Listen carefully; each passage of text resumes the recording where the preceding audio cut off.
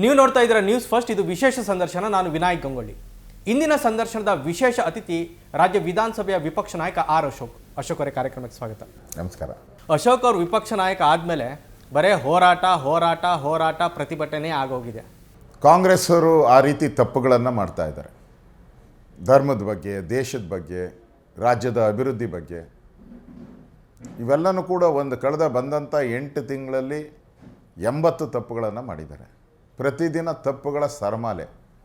ಜನ ಸಂಕಷ್ಟದಲ್ಲಿದ್ದಾರೆ, ಬರದಲ್ಲಿ ಜನ ನೊಂದಿದ್ದಾರೆ. ರೈತರು 800 ಜನ ಆತ್ಮಹತ್ಯೆ ಮಾಡಿಕೊಂಡಿದ್ದಾರೆ. ಕರೆಂಟ್ ಇಲ್ಲ, 7 ಗಂಟೆ ಕರೆಂಟ್ ಕೊಡ್ತೀನಿ ಅಂದರು, 2 ಗಂಟೆ 3 ಗಂಟೆನೂ ಕೊಡ್ತಾ ಇಲ್ಲ. ಎಲ್ಲ ಕಡೆ ಶಟ್ ಡೌನ್ ಆಗ್ತಾಯಿದೆ ಕರೆಂಟು. ಇವೆಲ್ಲನೂ ಕೂಡ ಸರ್ಕಾರದ ವೈಫಲ್ಯಗಳು. ಸಿದ್ದರಾಮಯ್ಯನವರು ಒಂಥರ ಮೊದಲ ಥರ ಇಲ್ಲ, ಈಗ ಫುಲ್ ನಿದ್ದೆ. ಅವಾಗ ನಿದ್ದೆ ಮಾಡ್ತಾಯಿದ್ರು, ಈಗ ಫುಲ್ ಮಕಾಡೆ ಮಲಗ್ಬಿಟ್ಟವ್ರತ್ತ. ಯಾವನೇನು ಬೇಕೋ ಮಾಡ್ಕೊಳ್ರಿ, ನಾನೇನು ಕೇಳಬೇಡ್ರಿ ಅಂತ.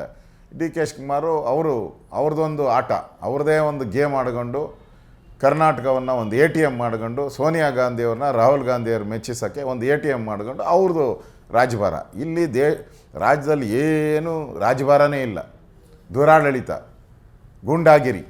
ಆರ್ ಅಶೋಕ್ ಅವರು, ವಿಜಯೇಂದ್ರ ಅವರು ಇಬ್ಬರೂ ಸೇರಿ ಸಿದ್ದರಾಮಯ್ಯ ಮತ್ತು ಅವರ ಸರ್ಕಾರದ ವಿರುದ್ಧ ಒಂದು ಕೇಸರಿ ವ್ಯೂಹವನ್ನು ರಚನೆ ಮಾಡ್ತಾ ಇದ್ದಾರೆ ಅಂತ ಹೇಳಲಾಗ್ತಾ ಇದೆ.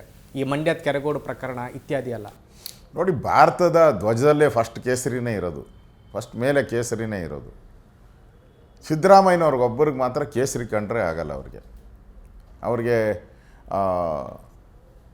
ಮುಸ್ಲಿಮರಿಗೆ ಓಲೈಕೆ ಮಾಡ್ಕೊಳೋದು, ಮುಸ್ಲಿಮರಿಗೆ ಶಾದಿ ಭಾಗ್ಯ ಕೊಡೋದು, ಮುಸ್ಲಿಮರಿಗೆ ಮುಲ್ಲಾಗಳಿಗೆ 10,000 ಕೋಟಿ ಕೊಡ್ತೀನಿ ಅನ್ನೋದು, ಅಲ್ಪಸಂಖ್ಯಾತರ ಕಾಲೋನಿಗೆ 1,000 ಕೋಟಿ ಕೊಡ್ತೀನಿ ಅನ್ನೋದು ಅವ್ರದ್ದು ಒಂದು ಅಜೆಂಡಾ. ಅವ್ರದ್ದು ಯಾವ ಸ್ಥಿತಿಗೆ ಬಂದುಬಿಟ್ಟಿದೆ ಅಂದರೆ, ನಾನೆಂದೂ ಹೇಳ್ಕೊಂಡಿಲ್ಲ ನಾನು ಹಿಂದೂ ಅಂತ.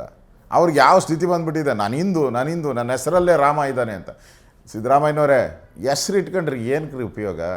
ವೀರಪ್ಪನ್ನು ವೀರ ಅಂತ ಇಟ್ಕೊಂಡಿದ್ದೆ, ಏನು ಉಪಯೋಗ ಬಂತು? ಏನೋ ವೀರ ಕೆಲಸ ಮಾಡಿದ್ರ? ನೀವು ರಾಮ ಅಂತ ಇಟ್ಕೊಂಡಿದ್ದೀರ. ಇಲ್ಲಿ ಗಂಟ್ಲಿಂದ ಆಚೆ ಮಾತ್ರ ರಾಮ, ಒಳಗಡೆ ಎಲ್ಲ ಪೂರ್ತಿ ಟಿಪ್ಪು ಸುಲ್ತಾನ್ ಮುಲ್ಲಾಗಳೇ ತುಂಬ್ಕೊಂಬಿಟ್ಟವ್ರು ಹೃದಯ ಪೂರ್ತಿ. ನಿಮ್ಮ ಮುಲ್ಲಾಗಳು ಟಿಪ್ಪು ಸುಲ್ತಾನ್ ಬಿಟ್ಟರೆ ಬೇರೆ ಏನೂ ಇಲ್ಲ ನಿಮಗೆ. ವೋಟ್ ಪಾಲಿಟಿಕ್ಸ್ ಅಷ್ಟೇ. ಧರ್ಮನ ಹೊಡಿಬೇಕು, ಜಾತಿಗಳನ್ನು ಎತ್ಕಟ್ಟಬೇಕು, ಇದು ನಿಮ್ಮ ಅಜೆಂಡಾ. ನಿಜವಾಗಿಯೂ ಮಂಡ್ಯದ ಕೆರಗೋಡು ಧ್ವಜ ಪ್ರಕರಣ ಏನು ಸರ್? ಅದು ನಾನೇ ಸ್ವತಃ ಭೇಟಿ ಮಾಡಿದ್ದೆ.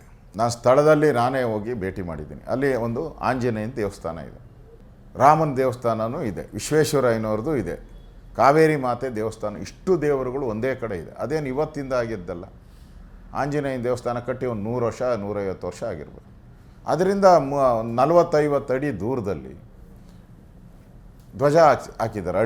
ಹಳ್ಳಿ ಜನ ಏನು ಮಾಡಿದ್ದಾರೆ, ಒಂದು 25 ಹಳ್ಳಿಯವರು 100 ರೂಪಾಯಿ ಕಲೆಕ್ಟ್ ಮಾಡಿ, ಒಂದು 6 ಲಕ್ಷ ರೂಪಾಯಿ ಕಲೆಕ್ಟ್ ಮಾಡಿ, ಅವರೇ ಒಂದು ದೊಡ್ಡ ಧ್ವಜ 108 ಅಡಿ ದೊಡ್ಡದು 6 ಲಕ್ಷ ಖರ್ಚು ಮಾಡಿದ್ದಾರೆ. ಖರ್ಚು ಮಾಡಿ ಹಾಕಿ ಹನುಮಂತನ ಧ್ವಜ ಹಾರಿಸಿದ್ದಾರೆ.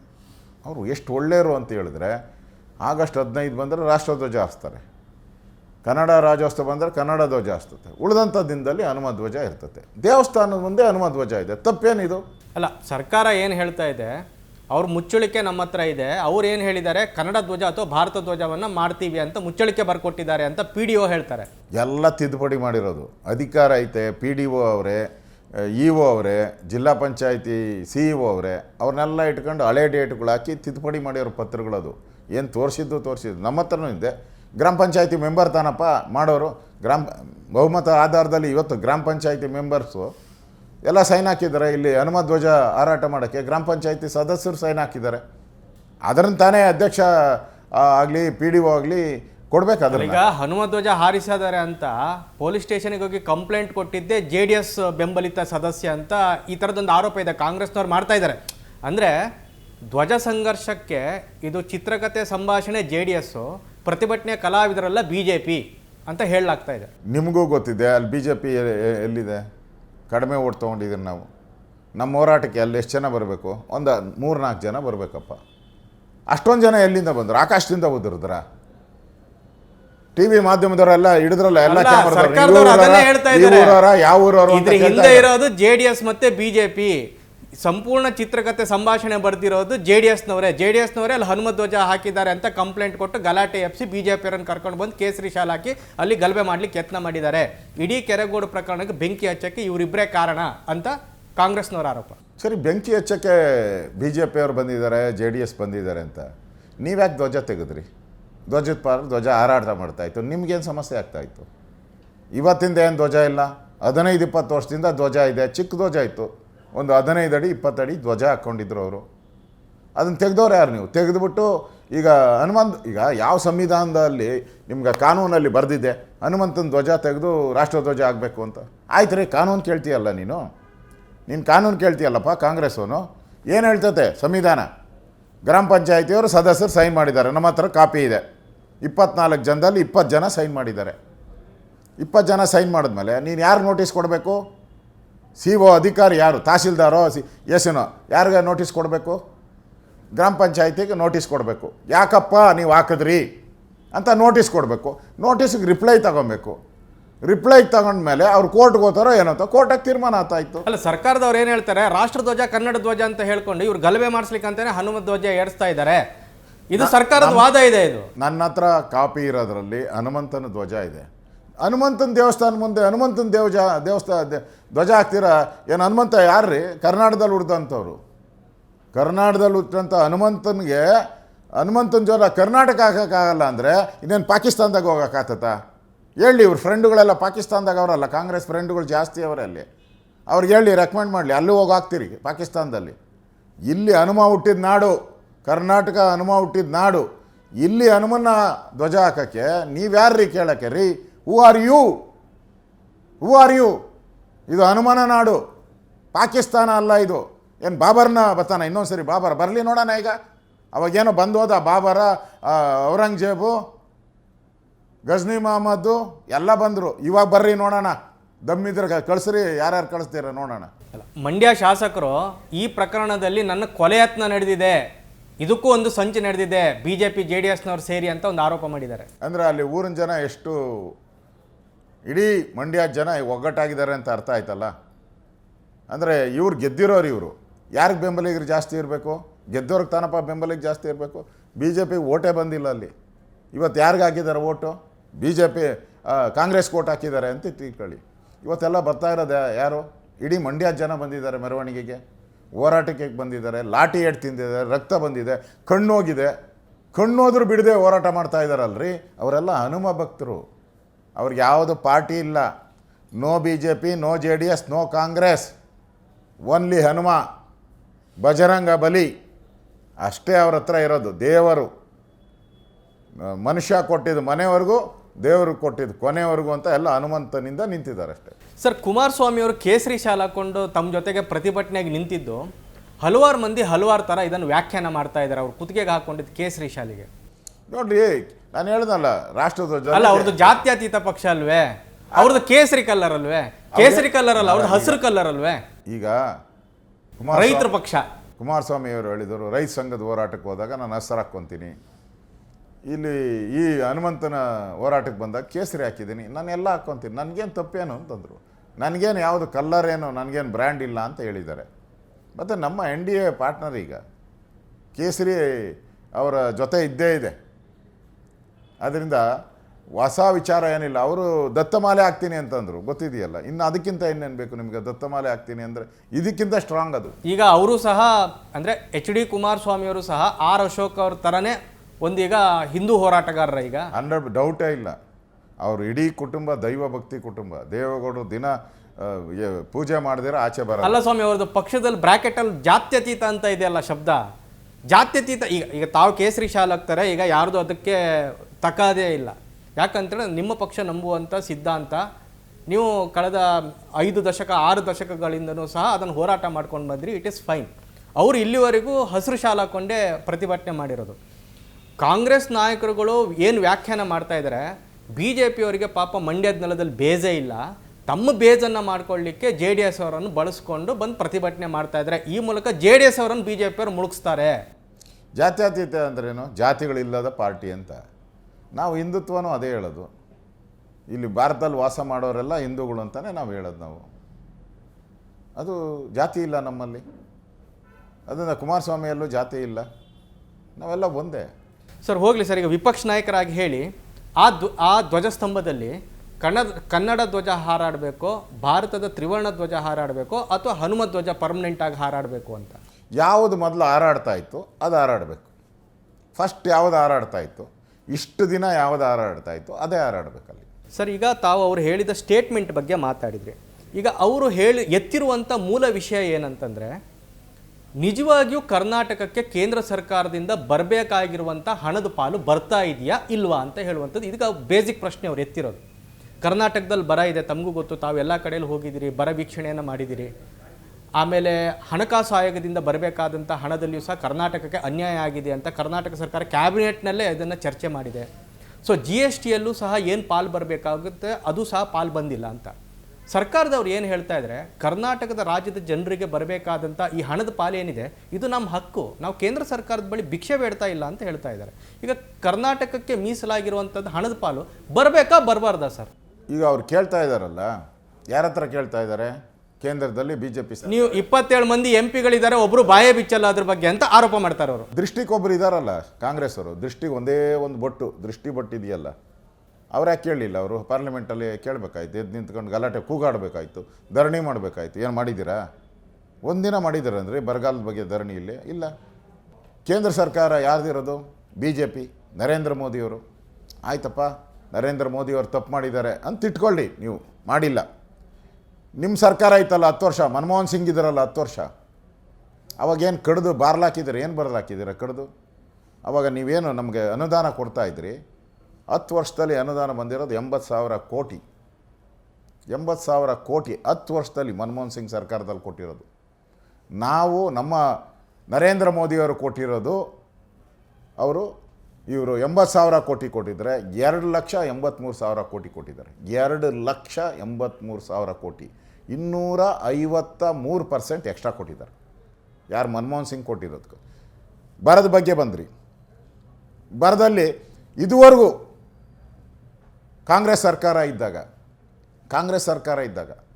3,200 ಚಿಲ್ಲರೆ ಕೋಟಿ ಕೊಟ್ಟಿದ್ದಾರೆ. ನರೇಂದ್ರ ಮೋದಿಯವರು ಇದುವರೆಗೂ 9.5 ವರ್ಷದಲ್ಲಿ 11,000 ಕೋಟಿ ಕೊಟ್ಟಿದ್ದಾರೆ. ಅಂದ್ರೆ 4 ಪಟ್ಟು 3.5 ಪಟ್ಟು ಜಾಸ್ತಿ ಕೊಟ್ಟಿದ್ದಾರೆ. ಎಲ್ರಿ ಅನ್ಯಾಯ ಆಗಿದೆ? ಹೇಳ್ಬೇಕಿದೆಲ್ಲ. ರೈಲ್ವೆಗೆ ನೀವು ಎಷ್ಟು ಕೊಟ್ಟಿದ್ದೀರಾ ಹೇಳಿ ಫಸ್ಟು? ನೀವು ಕೊಟ್ಟಿರೋದು 10 ಪಟ್ಟು ಜಾಸ್ತಿ ರೈಲ್ವೆಗೆ ಕರ್ನಾಟಕಕ್ಕೆ ಬಂದಿದೆ. ರೋಡಲ್ಲಿ ಕ್ರಾಂತಿ ಮಾಡಿದ್ದಾರೆ ಗಡ್ಕರಿ ಅವರು. ಹಿಂದೆ ನಿಮ್ಮ ಮನಮೋಹನ್ ಸಿಂಗ್ ಇದ್ದಾಗ ಏನು ಕೊಟ್ಟಿದ್ದಾರೋ ಅದಕ್ಕೆ 20 ಟೈಮ್ ಜಾಸ್ತಿ ಕೊಟ್ಟಿದ್ದಾರೆ. ಇವೆಲ್ಲ ಕಣ್ಣು ಕಾಣಿಸಲ್ವಾ ನೀವು? ಈಗ ಸರ್ಕಾರದವರು ಕಂಡ್ರಿ ರೀ. ಅಲ್ಲ, ರಾಜ್ಯ ಸರ್ಕಾರದವರು ಕೇಂದ್ರ ಸರ್ಕಾರದ ಮೇಲೆ ಏನು ಗೂಬೆ ಕೂರಿಸ್ತಾ ಇದ್ದಾರೆ ಅಂತನಾ? ಪ್ರಶ್ನೆನೇ ಇಲ್ಲ. ಅವರು ಮನಮೋಹನ್ ಸಿಂಗ್ ಇದ್ದಾಗ ಅವ್ರು ಕಾಂಗ್ರೆಸ್ ಹೇಳ್ಬೇಕಲ್ಲ, ಅವರು 50 ವರ್ಷ ದೇಶನ ಆಳಿದ್ದಾರೆ. ನೋಡಪ್ಪ, ನಾನು ದೇಶದಲ್ಲಿ 50 ವರ್ಷ ಆಳಿದ್ದೀನಿ, ನಾನು ಹಿಂಗೆ ಒಳ್ಳೆ ಕೆಲಸ ಮಾಡಿದ್ದೆ, ನಾನು ಕರ್ನಾಟಕಕ್ಕೆ ಇಷ್ಟು ದುಡ್ಡು ಕೊಟ್ಟಿದ್ದೆ, ಮೋದಿ ಬಂದಮೇಲೆ ಕರ್ನಾಟಕಕ್ಕೆ ಬಂದಿಲ್ಲ ಅಂತ ಹೇಳ್ಬೇಕು. ಟ್ಯಾಲಿ ಹಾಕಲಿ, ರಾಜ್ಯ ಜನ ನೋಡ್ತಾರೆ. ಅಲ್ಲ, ಇವ್ರು ನೋಡಿದ್ರೆ ಬರಕ್ಕೆ ನಮಗೇನು ಹಣನೇ ಕೊಟ್ಟಿಲ್ಲ, ಇವರು ನಮಗೇನು ಮಾಡೋಕ್ಕಾಗ್ತಾ ಇಲ್ಲ, ಕರ್ನಾಟಕದಲ್ಲೆಲ್ಲ ಭೀಕರ ಬರಗಾಲ ಇದ್ರೂ ಸೆಂಟ್ರಲಿಂದ ಏನು ಹಣ ಬರದೇ ಇರೋ ಕಾರಣಕ್ಕಾಗಿ ನಮಗೇನು ಮಾಡ್ಲಿಕ್ಕೆ ಆಗ್ತಾ ಇಲ್ಲ ಅಂತ ಇವರು ಈ ಕಡೆಯಲ್ಲಿ ಬೇಸರ ವ್ಯಕ್ತಪಡಿಸ್ತಾರೆ. ಬೇಸರ ಅವ್ರಿಗಲ್ಲ ರೀ, ಪಾಪರ್ ಔಟ್ ಆದ ಸರ್ಕಾರ. BJP ಅವರು ಸಹ ಮಾಡ್ತಾ ಇಲ್ಲ. ಪಾಪರ್ ಸರ್ಕಾರ, ಬೋಗಸ್. ಆಯ್ತಪ್ಪ, ಬರದಲ್ಲಿ ದುಡ್ಡು ಬಂದಿಲ್ಲ ಅಂತ ಹೇಳ್ತಿದ್ದೀರ ನೀವು. ನೀವು ಬಂದಿರೋದು ಮನೆ 7-8 ತಿಂಗಳಿಂದೆ. ಅದರಿಂದ ನಮ್ಮ ಸರ್ಕಾರ ಇತ್ತಲ್ಲ 4 ವರ್ಷ. ಆವಾಗ ಬರ ಬಂದಿತ್ತು, 2 ಸರಿ ಫ್ಲಡ್ ಆಯಿತು, ಕೋವಿಡ್ ಬಂದಿತ್ತು. ಬರ ಬಂದಾಗ ನಾವು BJP ಹೆಂಗೆ ಹಣ ಕೊಟ್ಟಿದ್ರೆ ಅಷ್ಟು ಕೊಡಿ ಸಾಕು. ನಿಮ್ಮ ಹತ್ರ ನಿಮ್ಮ ಯೋಗ್ಯತೆಗೆ, ಕಾಂಗ್ರೆಸ್ಸಿನ ಯೋಗ್ಯತೆಗೆ BJP ಸರ್ಕಾರ ಇದ್ದಾಗ ರೈತರಿಗೆ ಎಷ್ಟು ದುಡ್ಡು ಕೊಟ್ಟಿದ್ರೆ ಅಷ್ಟು ಕೊಡಿ ಸಾಕು, ಇನ್ನೇನು ಕೇಳಲ್ಲ. ನಾವು ಕೇಂದ್ರ ಸರ್ಕಾರದಿಂದ 1 ಪೈಸೆ ಇಸ್ಕೊಂಡಿಲ್ಲ. ಅವಾಗ ಕೇಂದ್ರ ಸರ್ಕಾರ ಕಡೆ ತಿರುಗಿ ನೋಡಿಲ್ಲ. ನಾವು ಡಿಸೆಂಬರ್ ಕೊಟ್ಟರೆ ಕೇಂದ್ರ ಸರ್ಕಾರ ಮಾರ್ಚಲ್ಲಿ ಕೊಟ್ಟರು. ಅವ್ರೇನು ಒಂದೇ ರಾಜ್ಯಕ್ಕೆ ಕೊಡೋಕ್ಕಾಗಲ್ಲ. 15-16 ರಾಜ್ಯಗಳಲ್ಲಿ ಬರ ಇದೆ. ನಾವು ಒಂದೇ ರಾಜ್ಯಕ್ಕೆ ಒಂದೇ ಜಿಲ್ಲೆಗೆ ತೊಗೊಂಡೋಗಿ ಬರದ ದುಡ್ಡು ಕೊಡೋಕೆ ಬರ್ತದೆ ನಮಗೆ? ಹಂಗೆ ಒಂದೇ ಜಿಲ್ಲೆಗೆ ಸರ್ಕಾರ ಪಾಪರ್ ಆಗಿದೆ ಅಂತನಾ? ಪಾಪರಲ್ಲ, ದಿವಾಳಿ ಔಟಿದೆ. ದುಡ್ಡೇ ಇಲ್ಲ ಅವ್ರ ಹತ್ರ. ಎಲ್ರಿ ದುಡ್ಡು? 8 ತಿಂಗಳಲ್ಲಿ ಎಲ್ಲ ಒಂದು ಹೊಸ ಕೆಲಸ ತೋರಿಸಿ, ಒಂದೇ ಒಂದು ಹೊಸ ಕಲ್ಲು. ಅವನು ಹೇಳ್ದಲ್ಲ, ಯಾರೋ ಪಾಟೀಲು, ಕಾಂಗ್ರೆಸ್ MLA ಪಾಟೀಲ್ ಅಂತ ಒಬ್ಬರು ಕಲಬುರಗಿ MLA ಹೇಳ್ದ, 8 ತಿಂಗಳಾಯಿತು, ನಮ್ಮ ಮಾನ ಮರ್ಯಾದೆ ಇಲ್ಲ, ಒಂದೇ ಒಂದು ಕಲ್ಲು ಹಾಕಿಲ್ಲಲ್ರಿ ಅಭಿವೃದ್ಧಿ ಕಲ್ಲು ಅಂತ ಹೇಳ್ದ. ಕಾಂಗ್ರೆಸ್ ಎಮ್ ಎಲ್ ಎ ಹೇಳಿದ್ದು, ನಾವೆಲ್ಲ ಹೇಳ್ತಾ ಇರೋದು. ಸರ್, ಕಾಂಗ್ರೆಸ್ಸಿನ ಎಮ್ ಎಲ್ ಎ ಒಬ್ಬರು ಬಾಲಕೃಷ್ಣ ಅವರು ಮುಂದಿನ ಲೋಕಸಭಾ ಚುನಾವಣೆಯಲ್ಲಿ ಅಕ್ಷತೆಯೋ ಗ್ಯಾರಂಟಿಯೋ ಅಂತ ಹೇಳುವಂಥ ಜನತೆ ಡಿಸೈಡ್ ಮಾಡಲಿ, ಅಕ್ಷತೆಗೆ ಬೆಲೆ ಕೊಟ್ಟರೆ ಇನ್ನು ಗ್ಯಾರಂಟಿ ನಿಲ್ಲುತ್ತೆ ಅಂತ ಹೇಳುವಂಥ ಹೇಳಿಕೆಯನ್ನು ಕೊಟ್ಟಿದ್ದಾರೆ. ಆಯ್ತಲ್ಲ, ಗ್ಯಾರಂಟಿಗೆ ಕರ್ನಾಟಕದಲ್ಲಿ ಮತ ಆಗ್ತಲ್ಲ, ಇನ್ನೆರಡು ಸರಿ ಆಗ್ತಾರೆ ರೀ. ಏನು ನೀನು ಬದುಕಿರೋವರೆಗೂ ಆಗ್ತಾರ? ಲೋಕಸಭೆಯಲ್ಲಿ ಏನಾದರೂ ಜನ ಅಕ್ಷತೆಗೆ ಓಟ್ ಹಾಕಿಬಿಟ್ರೆ ಗ್ಯಾರಂಟಿ ನಿಲ್ತದೆ ಅಂತ ಹೇಳಿದ್ದಾರೆ. ಸಿದ್ದರಾಮಯ್ಯ ಬದುಕಿರೋವರೆಗೂ, ಡಿ ಕೆ ಶಿವಕುಮಾರ್ ಬದುಕಿರೋರ್ಗೂ ಓಟ್ ಹಾಕ್ತೀನಿ ಅಂತ ಹೇಳಿದಾರ. ನೀವು ಕೊಟ್ಟರೆ ಆಯ್ತಲ್ಲ, ಮುಗೀತು ಕೋಟ ಅಷ್ಟೇ ನಿಮ್ಮದು, ಇನ್ನೇನಿಲ್ಲ. ನಿಮ್ಮ ಹತ್ರ ದುಡ್ಡಿಲ್ಲ, ಪಾಪರಾಗಿದ್ದಾರೆ ರೀ. ಕಾಂಗ್ರೆಸ್ ಪಾಪರಾಗಿದೆ, ಹಣ ಇಲ್ಲ. ಡೆವಲಪ್ಮೆಂಟ್ಗೆ ಎಮ್ ಎಲ್ ಎಗಳೆಲ್ಲ ಗಲಾಟೆ ಮಾಡ್ತಾಯಿದ್ದಾರೆ, ಪಾರ್ಟಿ ಬಿಡ್ತೀನಿ ಅಂತ ಹೇಳ್ತಾ ಇದ್ದಾರೆ. ಪಾರ್ಲಿಮೆಂಟ್ ಎಲೆಕ್ಷನ್ ಆದಮೇಲೆ ಸರ್ಕಾರನೇ ಬಿದ್ದು ಹೋಗ್ತೈತೆ ಅಂತ ಕಾಂಗ್ರೆಸ್ ಅವರೇ ಹೇಳ್ತಾರೆ. ಡಿ ಕೆ ಶಿವಕುಮಾರ್ ಹೇಳ್ತಾರೆ ನಮ್ಮ ಸರ್ಕಾರನ ಬೀಳ್ಸೋಕೆ ಅವಾಗೆ ನಡೀತಾ ಇದೆ, ಕುತಂತ್ರ ನಡೀತಾ ಇದೆ ಅಂತ ಹೇಳ್ತಾ ಇದ್ದಾರೆ. ಯಾಕೆ ಹೋಗ್ತಾ ಇದ್ದಾರೆ? ಒಂದು ನಯ ಪೈಸೆ ಎಮ್ ಎಲ್ ಎಗಳಿಗೆ ಬಿಡುಗಡೆ ಮಾಡಿಲ್ಲ ನೀವು. ಪಾಪ ಜಾತಕ ಪಕ್ಷಿ ಅಂತ ಕಾಯ್ತಾ ಇದ್ದಾರೆ 8 ತಿಂಗಳಿಂದ. ಬರ ಇದಕ್ಕಲ್ಲ, ಅವ್ರಿಗೆ ಬರ ಬಂದ್ಬಿಟ್ಟಿದೆ. ಅಲ್ಲ, ಸರ್ಕಾರ ಶಾಸಕರನ್ನ ಏನಾದರೂ ಬಳಸ್ಕೊಂಡು ಮತದಾರರನ್ನ ಏನಾದರೂ ಥ್ರೆಟನ್ ಮಾಡ್ತಾ ಇದೆಯಾ ಸರ್? ಇದು ಥ್ರೆಟನ್ ಅನ್ನೋದಕ್ಕಿಂತನೂ ಕೂಡ ಸೋಲನ್ನು ಒಪ್ಕೊಂಡಿದ್ದಾರೆ. ಮುಂಬರೋ ಲೋಕಸಭೆಯಲ್ಲಿ ಇವ್ರು ಗೆಲ್ಲಲ್ಲ ಅಂತೀರಾ? ಗ್ಯಾರಂಟಿ ಗೆಲ್ಲಲ್ಲ, ಅದೇ ಗ್ಯಾರಂಟಿ ಅವ್ರದ್ದು. ಗೆಲ್ಲಲ್ಲ, ಅದಕ್ಕೋಸ್ಕರ ಈ ಥರ ಒಂದು ಥ್ರೆಟ್ ಮಾಡ್ತಾ ಇದ್ದಾರೆ ಅಷ್ಟೇ. ಗೆಲ್ಲಂಗಿದ್ರೆ ಅವ್ರು ಯಾಕೆ ಹೇಳ್ಬೇಕಾಯ್ತು? ಏನು ಹೇಳ್ಬೇಕಾಯ್ತು? ನಾವು ಗ್ಯಾರಂಟಿ ಕೊಟ್ಟಿದ್ದೀರಿ, ನಾವು ಗೆಲ್ತೀರಿ ಅಂತ ಹೇಳ್ಬೇಕಾಯ್ತು. ಇಷ್ಟು ಹೇಳ್ಬೇಕಾಯ್ತು ಅವರು. ಇದು ಹೇಳ್ತಾವ್ರೆ ಅಂದರೆ ಗ್ಯಾರಂಟಿ ಅವ್ರು ಗೆಲ್ಲಲ್ಲ, ಪಾರ್ಲಿಮೆಂಟಲ್ಲಿ ಸೋಲ್ತೀರಿ ಅನ್ನೋ ಭಯದಿಂದ ಈ ಥರ ಸ್ಟೇಟ್ಮೆಂಟ್ ಕೊಡ್ತಾಯಿದ್ರು. ಸರ್, ಈಗ ಲೋಕಸಭೆಯಲ್ಲಿ ಎಷ್ಟು ಸೀಟ್ ಗೆಲ್ತೀರಿ ಸರ್ ನಿಮ್ಮ ಮೈತ್ರಿಕೂಟ? ಟೋಟಲ್ 28. ಹೋದ ಸರಿ ನಾವು ಮೈತ್ರಿ ಇಲ್ಲದೆ 25 ಸ್ಥಾನ ಗೆದ್ದಿದ್ದೀರಿ. ಈ ಸರಿ ಮೈತ್ರಿ ಆಗಿರೋದ್ರಿಂದ 28ಕ್ಕೆ 28 ಸ್ಥಾನಗಳನ್ನು ನಾವು ಗೆಲ್ತೀರಿ. ಏನು ಕಾಂಗ್ರೆಸ್ಸಿಗೆ ಝೀರೋದಲ್ಲೇ ನಿಲ್ಲಿಸ್ತೀರಿ ಅಂತ ಏನು ಅಶೋಕ್ ಅವ್ರು ಚಾಲೆಂಜ್ ಮಾಡ್ತಾ ಇದ್ದೀರಾ? ಹೋದ ಸರಿ ದೃಷ್ಟಿಪಟ್ಟಿಗೆ ಒಂದೇ ಒಂದು ಕೊಟ್ಟಿದ್ದೀರಲ್ಲ, ಹೋದ ಸರಿ ಒಂದು ಕೊಟ್ಟಿದ್ದೀರಲ್ಲ ಅವ್ರಿಗೆ, ಒಂದೇ ಒಂದು ಸೀಟು ಪಾರ್ಲಿಮೆಂಟ್ ಕೊಟ್ಟಿದ್ದೀರಲ್ಲ, ಸಾಕಲ್ಲ ಅವ್ರಿಗೆ. ದೇಶದಲ್ಲೆಲ್ಲ ಪಾಪರಾಗಿರೋ ಪಾರ್ಟಿ ಇನ್ನೇನು ತಗೊಂಡು ಇವೆಲ್ಲ 3 ರಾಜ್ಯ ಚುನಾವಣೆ ಹೋಯ್ತಲ್ಲ, ಅವ್ರದ್ದೇ ಇದ್ದಿದ್ದು ರಾಜ್ಯಗಳೆಲ್ಲ ಸೋತೋದ್ರಲ್ಲ, ಇನ್ನೇನಕ್ಕೆ ಬೇಕಾಗಿದೆ ಅವ್ರಿಗೆ? ಅಲ್ಲಿ ಈಗ ದೃಷ್ಟಿಬೊಟ್ಟಿಗೆ ಇಡ್ತೀರಾ ಇಲ್ವಾ ಅಂತ ಕೇಳ್ತಾ ಇಲ್ಲ, ದೃಷ್ಟಿಬೊಟ್ಟು ಹೋಯ್ತದು. ಆ ದೃಷ್ಟಿಬೊಟ್ಟು ಇರಲ್ಲ ಈ ಸರಿ, ಝೀರೋ ಈ ಸರಿ. ಯಾಕಂದರೆ ಅಲ್ಲಿ ಮಮತಾ ಬ್ಯಾನರ್ಜಿ ಓಡಿಸಿದ್ದಾರೆ, ನಿತೀಶ್ ಕುಮಾರ್ ಓಡಿಸಿದ್ದಾರೆ, ಆಮ್ ಆದ್ಮಿ ಓಡಿಸಿದ್ದಾರೆ. ಅವರೆಲ್ಲ ಅವ್ರ ಪಾರ್ಟ್ನರ್ಗಳೇ ಓಡಿಸಿದ್ಮೇಲೆ ನಾವ್ಯಾಕೆ ಇಟ್ಕೊಬೇಕು ಇಲ್ಲಿ ಅವ್ರನ್ನ?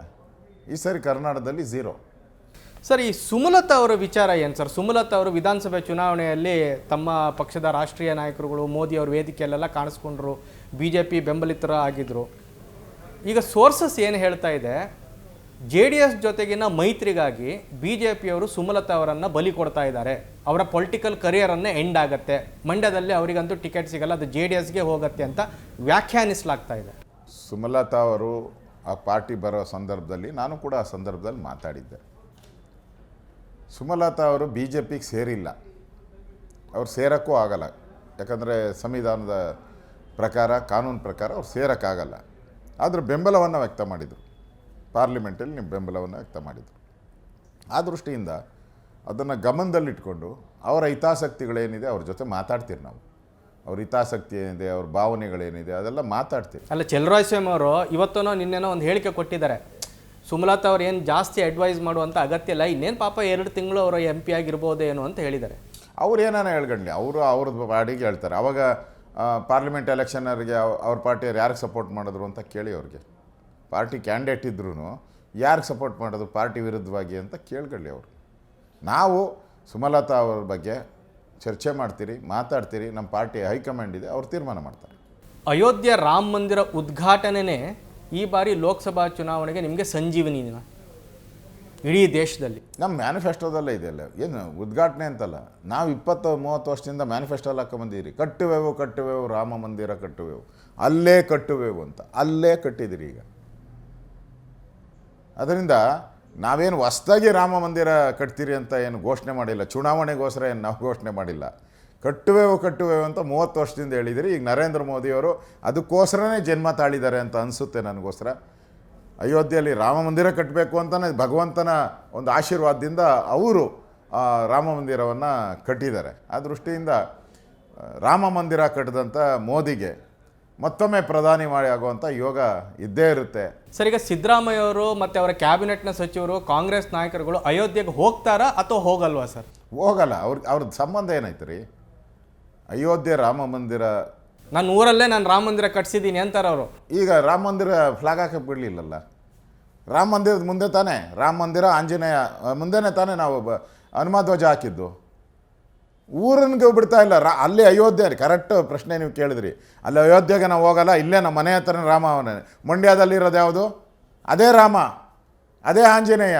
ಇಲ್ಲೇ ಹಾಕಕ್ಕೆ ಫ್ಲಾಗ್ ಬಿಟ್ಟಿಲ್ಲಲ್ಲ ನೀವು ರೀ. ನಿಮಗೆ ರಾಮ ಆಂಜನೇಯ ನಮ್ಮ ಹಿಂದೂ ಧರ್ಮ ಕಂಡ್ರೆ ಅವಹೇಳನ ಮಾಡೋವಂಥದ್ದೇ ನಿಮ್ಮ ಕರ್ತವ್ಯ. ಸಿದ್ದರಾಮಯ್ಯನವರಂತೂ ಪೂರ್ತಿ ಹಿಂದೂಗಳನ್ನು ಕಡೆಗಣಿಸುವಂಥದ್ದೇ ಅವರ ಜೀವನ ಪೂರ್ತಿ ಮಾಡ್ಕೊಂಬಂದಿದ್ದಾರೆ. ಅದರಿಂದ ಅವ್ರಿಗೆ ಮುಲ್ಲಾಗಳೇ ಭಾಳ ಪ್ರೀತಿ. ನೋಡಿ, ಇನ್ನೂ ಮಸೀದಿಗೆ ಹೋಗೋಕ್ಕೆ ಮುಂಚೆನೇ ಟೋಪಿ ಕೇಳ್ತಾರೆ, ಇವರೇ ಕೇಳ್ತಾರೆ ಟೋಪಿ. ಟೋಪಿ ತಗೊಂಬರ್ರಿ ಹಾಕ್ಕಂತೀನಿ ಅಂತಾರೆ. ಅಲ್ಲಿ ಮೈಸೂರಲ್ಲಿ ಕುಸ್ತಿಗೆ ಹೋದರೆ ಕೇಸರಿ ಪೇಟ ಹಾಕಿದ್ರೆ ಕಿತ್ತು ಬಿಸಾಕ್ಬಿಟ್ರು ಅವರು. ಗೊತ್ತಾಯ್ತಲ್ಲ ಸಿದ್ದರಾಮಯ್ಯನವರು ಯಾರು ಅಂತ. ಅದರಿಂದ ಜನಕ್ಕೆ ಅರ್ಥ ಆಗ್ಬಿಟ್ಟಿದೆ ಕಾಂಗ್ರೆಸ್ಸು ಯಾರ ಪರವಾಗಿ, BJP ಯಾರ ಪರವಾಗಿ ಅಂತ ಸ್ಪಷ್ಟವಾಗಿ ಅರ್ಥ ಆಗಿದೆ. ಜನ ಪಾರ್ಲಿಮೆಂಟಲ್ಲಿ ಅದಕ್ಕೆಲ್ಲ ಉತ್ತರವನ್ನು ಕೊಡ್ತಾರೆ. ಸರ್, ತಮಿಳ್ನಾಡಿನಲ್ಲಿ ಮದುರೈ ಹೈಕೋರ್ಟ್ ಪೀಠ ಒಂದು ತೀರ್ಪು ಕೊಟ್ಟಿದೆ ಸರ್. ತಮಿಳ್ನಾಡಿನಲ್ಲಿರ್ತಕ್ಕಂಥ ಹಿಂದೂ ದೇವಾಲಯಗಳಿಗೆ ಅನ್ಯ ಧರ್ಮರಿಗೆ ಪ್ರವೇಶ ಕೊಡೋ ಹಾಗಿಲ್ಲ. ಸಪೋಸ್ ಅವರಿಗೆ ನಂಬಿಕೆ ಇದ್ದರೆ ಅಷ್ಟೇ ಒಳಗಡೆ ಬಿಡಬೇಕು, that is not A picnic spot ಅಂತ ಹೇಳಿದ್ದಾರೆ. ಈ ಕಾನೂನು ಕರ್ನಾಟಕದಲ್ಲೂ ಸಹ ಜಾರಿಗೆ ಬರಬೇಕಾ? ಕರೆಕ್ಟ್ ಹೇಳಿದ್ದಾರೆ. ಈಗ ತಿರುಪ್ತಿಗೆ ಹೋಗ್ಬೇಕಾದ್ರೆ ತಿರುಪ್ತಿಯಲ್ಲೂ ಅದೇ ಇರೋದು. ನೀವು ತಿರುಪ್ತಿ ಇಡೀ ದೇಶದ ಒಂಥರ ಆರಾಧ್ಯ ದೈವ. ತಿರುಪ್ತಿಗೆ ಹೋಗ್ಬೇಕಾದ್ರೆ ಯಾರಾದರೂ ಫಾರಿನರ್ಸ್ ಹೋಗ್ಬೇಕಾದ್ರೆ ಅಲ್ಲಿ ಬರಿಬೇಕು, ನಾನು ಹಿಂದೂ ಧರ್ಮದ ಅವನ್ನ ಒಪ್ತೀನಿ ಅಂತ ಹೇಳಿ ಬರೆದ ಮೇಲೇ ಅವ್ರಿಗೆ ಒಳಗಡೆ ಅನುಮತಿ ಕೊಡೋದು. ತಮಿಳ್ನಾಡು ಏನು ಕೋರ್ಟ್ ಕೊಟ್ಟಿದೆ, ಕೋರ್ಟಿನ ತೀರ್ಪನ್ನು ನಾನು ಸ್ವಾಗತ ಮಾಡ್ತೀನಿ. ಯಾರೇ ದೇವರನ್ನ ಆರಾಧನೆ ಮಾಡೋಕ್ಕೆ, ಹಿಂದೂಗಳಾಗಿ ದೇವಸ್ಥಾನಕ್ಕೆ ಬರೋಕ್ಕೆ ಪೂರ್ತಿ ಸ್ವಾತಂತ್ರ್ಯ ಇದೆ. ಯಾರು ಬೇಕಾದ್ರೂ ಬರ್ದು. ಕರ್ನಾಟಕದಲ್ಲೂ ಇದು ಜಾರಿ ಆಗಬೇಕಾ? ಒಂದೇ ನಿಮಿಷ. ಅಯೋಧ್ಯೆಗೆ ಮೊನ್ನೆ ಮುಸ್ಲಿಮರು ಹೋಗಿದ್ದಾರೆ, 400 ಜನ ಮುಸ್ಲಿಮರು ಹೋಗಿ ದರ್ಶನ ಮಾಡ್ಕೊಂಬಂದಿದ್ದಾರೆ. ನಂಬಿಕೆ ಅಷ್ಟೇ. ಅದರಿಂದ ಅಲ್ಲಾಗಿರೋದನ್ನು ಕರ್ನಾಟಕದಲ್ಲೂ ಈ ಸರ್ಕಾರದವ್ರು ಏನು ಜಾರಿಗೆ ತರಲ್ಲ. ನಮ್ಮ ಸರ್ಕಾರ ಬಂದರೆ ನಾವು ಜಾರಿಗೆ ತರ್ತೀವಿ. ಸರ್, ಈಗ ಜಾತಿ ಜನಗಣತಿ ಏನು ಸರ್? ಸರ್ಕಾರ ಇತ್ತೀಚೆಗೆ ಅಹಿಂದ ಸಮಾವೇಶದಲ್ಲಿ ಸಿದ್ದರಾಮಯ್ಯನವರು ಹೇಳಿದ್ದಾರೆ, ಎಷ್ಟೇ ಕಷ್ಟ ಬರಲಿ ಅದನ್ನು ಸ್ವೀಕಾರ ಮಾಡ್ತೀನಿ ಅಂತ. ಅದು ಕಾಂತರಾಜು ವರದಿ ಕಳೆದೋಗ್ಬಿಟ್ಟಿದೆ. ಕಾಂತರಾಜು ವರದಿಗೆ ಸಹಿ ಇಲ್ಲ.